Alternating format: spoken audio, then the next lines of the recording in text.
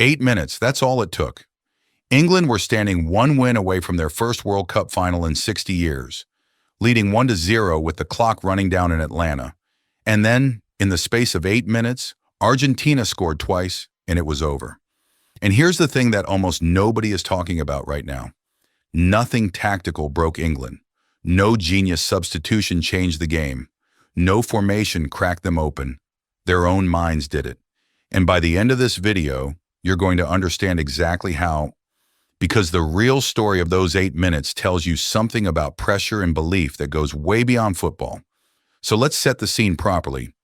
Anthony Gordon had given England the lead in the 55th minute, and from that point forward, something quietly shifted.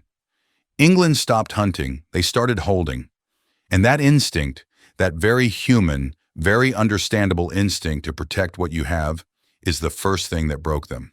Psychologists call it loss aversion. The fear of losing what you already have grows bigger, quietly and almost invisibly, than the desire to extend it. And in football, that fear has a very specific physical effect. You drop deeper. You slow down. You stop taking the risks that created the lead in the first place. England didn't sit back because their coach told them to. They sat back because their brains told them to. And the cruel irony is that retreating to protect a lead is exactly what hands the other team the ball, the territory, and the initiative. England invited the pressure. They just didn't realize they were doing it. But here's what made it worse. And this is the part that I think is genuinely fascinating. This wasn't just any lead. This was a lead that was minutes away from ending 60 years of hurt. 60 years. And that proximity to the dream is its own trap, because the closer the prize gets, the more there is to lose.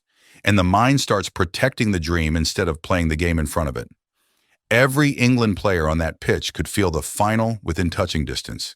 And that feeling, that beautiful, terrifying feeling, tightened muscles, slowed decisions, and turned a confident team into one that was suddenly, desperately hoping the clock would just run out. They stopped playing football. They started surviving. Now keep that image in your head. England frozen, surviving, protecting, because what happened next is the moment everything flipped. And it's the part of this story that almost nobody fully explains. Enzo Fernández equalized in the 85th minute. Off a short corner, Messi played it to him in the center, and Fernández bent a left-footed shot from outside the box that Pickford couldn't reach, 1-1. And in that single second, two completely opposite psychological events happened at the same time. England's confidence drained. Argentina's surged. You could see it in real time. English heads dropped, shoulders sagged, and a team that had been minutes from immortality suddenly looked haunted. Argentina, meanwhile, smelled blood. They didn't celebrate and reset, they hunted. Because one late goal doesn't just change the score, it detonates belief. And once belief is detonated, the game is basically already decided. That's what Argentina understood, and England didn't. Argentina had been here before. They are the reigning world champions, and their default setting in chaos isn't panic. It's we've been here, we've done this, we'll find a way. So while England were playing the scoreboard and the history in the 60 years, Argentina were simply playing the next pass. Calm, composed, certain. And then Messi drove down the right and sent in the ball for Lautaro Martinez to head home in extra time. 2-1. World Cup final.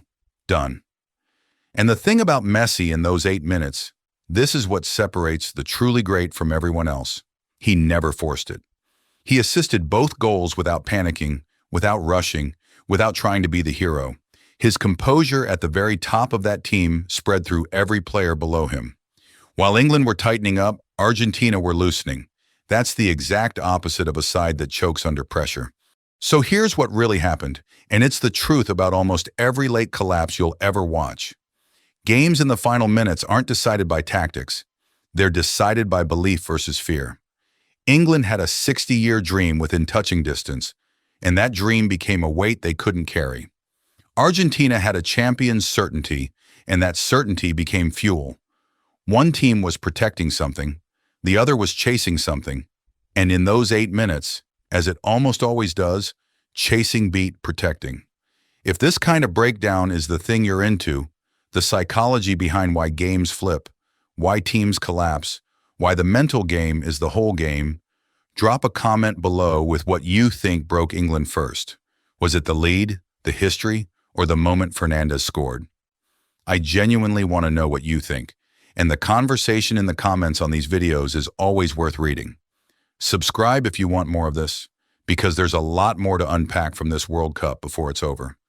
England didn't lose because Argentina were better on the day. England lost because, with everything on the line, one team believed and one team feared. Argentina are going to the final, and 60 years keeps counting.